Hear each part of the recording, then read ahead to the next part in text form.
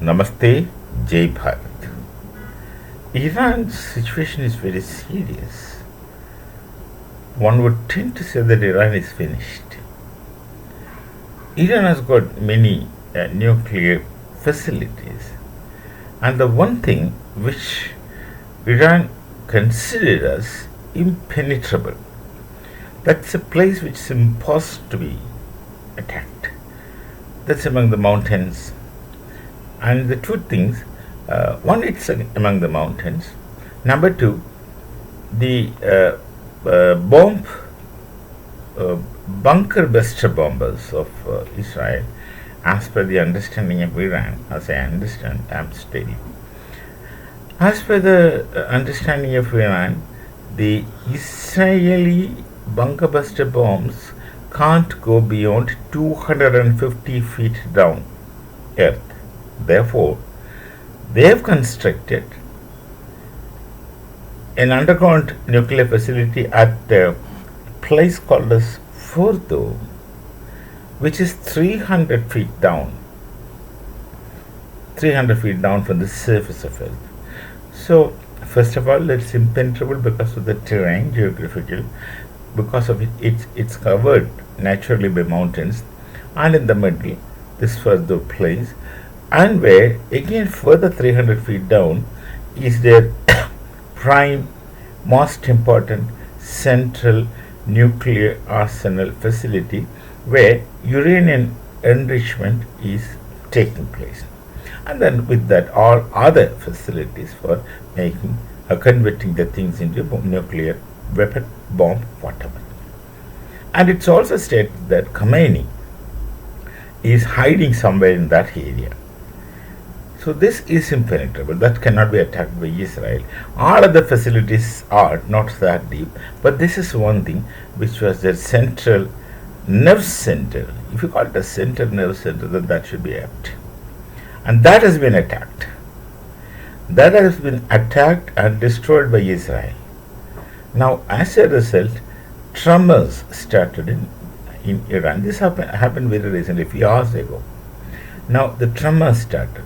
Now, if you recall, Pakistan has still series of tremors happening, earthquakes. And these earthquakes are not natural, though Pakistan says that that's an earthquake-prone area after May 7th. According to them, after May 7th, after the Paris attack, that area has become earthquake-prone. That's what they say. Previously, it was not the case. When we had the surgical strike, when Bharat conducted on Balakot, they said 2 crores died and nothing happened. Now, this is how Pakistan talks. And this is how they make statements and narratives. But Iran has taken serious blow.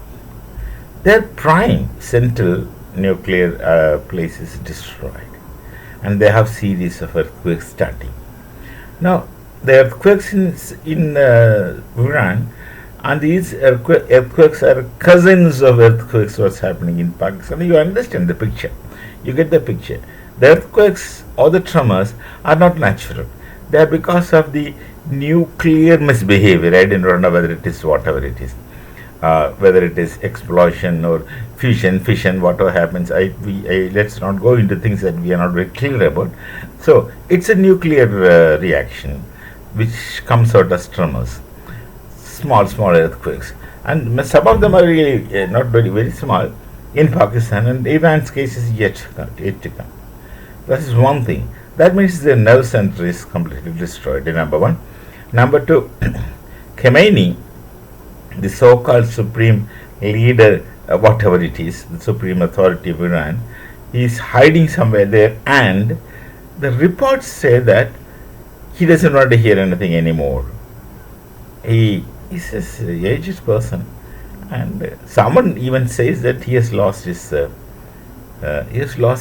senses, in the sense he just don't want to hear anything anymore, because he was the one who was bent upon destroying the Jews. So there's a difference between Iran and Pakistan that I would speak in a different video. So he has lost his directions, and is very upset. When people face death, they'll have this kind of fears.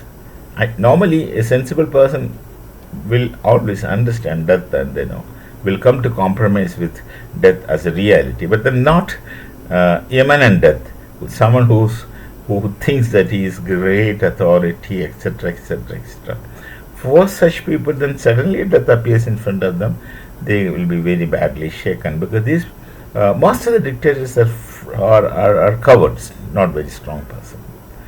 Most of them are cowards. They enjoy authority, and they thrive on the authority which they have on others, and fundamentally this authority which they have on others are either fabricated upon their weakness or because on their personal wants, the self-oriented motives of the others, and that's how they control. It's not a very genuine kind of legitimate control out of respect. So that's the situation in Iran from within, and people are fleeing from Iran, different places. They keep going, and long queues of automobiles are seen in all Iranian roads. They're fleeing, they're leaving. And in the meantime, the Iranian government has did another blunder or stupid, but one thing. They ask the people to go and take shelter in schools and mosques. Because if they take shelter in schools and mosques, and if they get killed, then they can claim to the world that the Israelis attacked their schools and mosques. That's why they're asking people to take shelter. And these people have never made bunkers for the people, shelters for the people, for such eventualities, as Israel has done. Israel's people don't die in large numbers because they already have these shelter facilities, bunker facilities already constructed near the societies, and even near the bus stations, railway stations, whatever facilities, where the public sphere, near every public sphere, Israel has already constructed bunkers in sufficient numbers so that the citizens of Israel can go and take shelter, they can hide themselves from bomb blasts and attacks from places like Iran. Such facilities they have not made because they have not bothered with the people.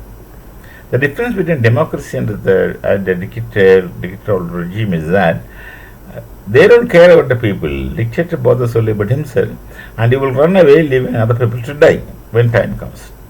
But in democracy, every citizen is counted, and it is a hell of a lot of difference, and that's another kind of deep understanding, deep debate. And people are fleeing Iran, they're leaving, and their prime nuclear facility has been destroyed. And then Pakistan, who acts as friend of any rich man. Pakistan is a friend to any rich man from whom they can get some money. They have closed their borders. They have about 910 kilometers long border with Iran, Pakistan. They closed their borders. Those who flee from there, Islamic Ummah, Muslim Brotherhood, don't come to Pakistan. They close the borders. They are not letting them go. This is a kind of friendship, brotherhood, which Pakistan is trying to demonstrate and think and speak of. They are actually fundamentally characterless characters. Let's meet with some other thought. Till then, Namaste, Jai Bharat, Jai Siya Ram.